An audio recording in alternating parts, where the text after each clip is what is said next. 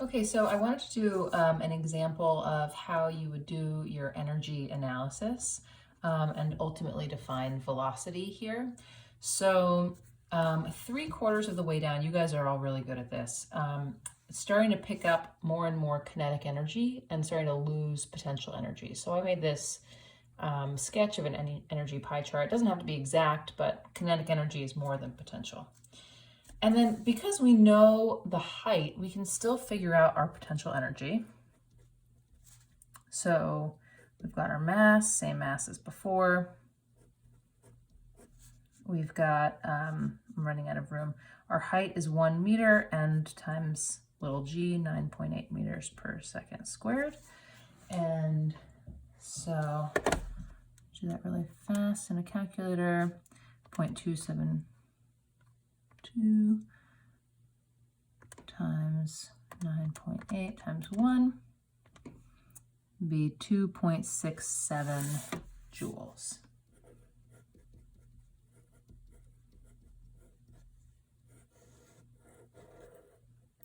Okay, now earlier I calculated my mechanical energy here. That was really easy because I knew at my first example that at the top kinetic energy was 0. So whatever I got for potential plus 0 was my mechanical.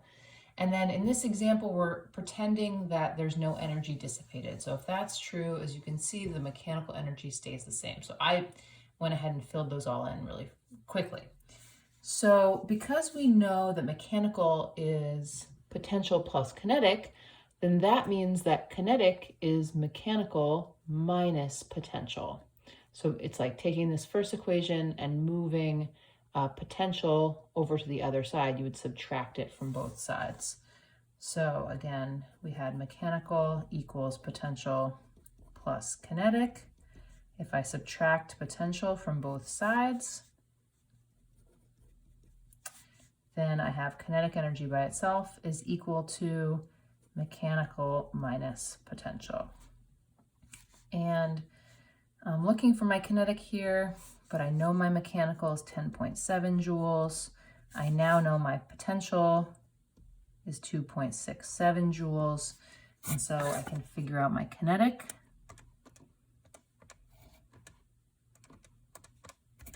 Is 8.03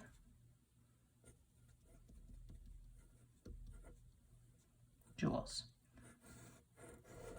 Great. And now that I know my kinetic, that is going to help me find my velocity.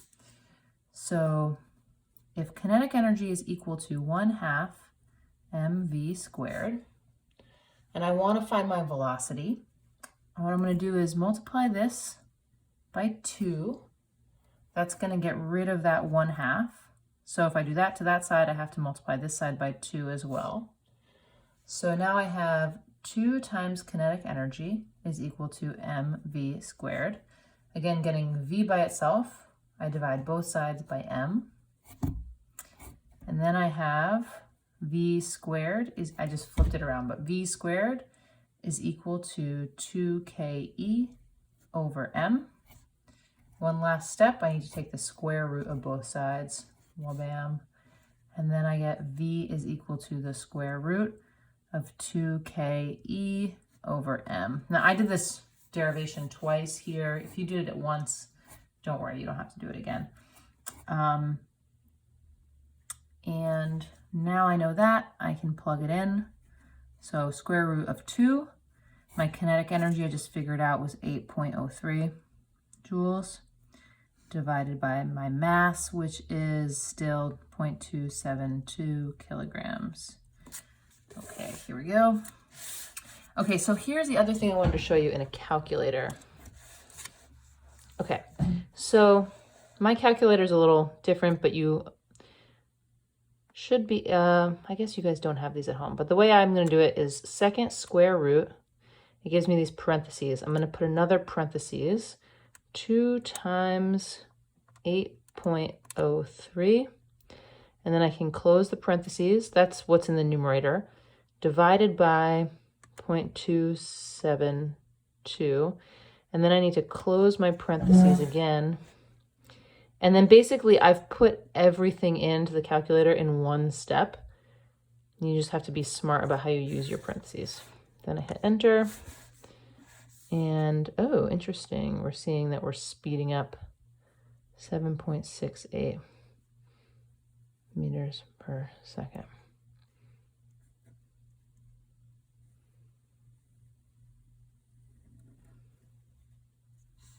I say interesting because I noticed that was faster than what I saw in real life. And I'm curious whether you guys can tell me why you think that might be. Okay, talk to you later.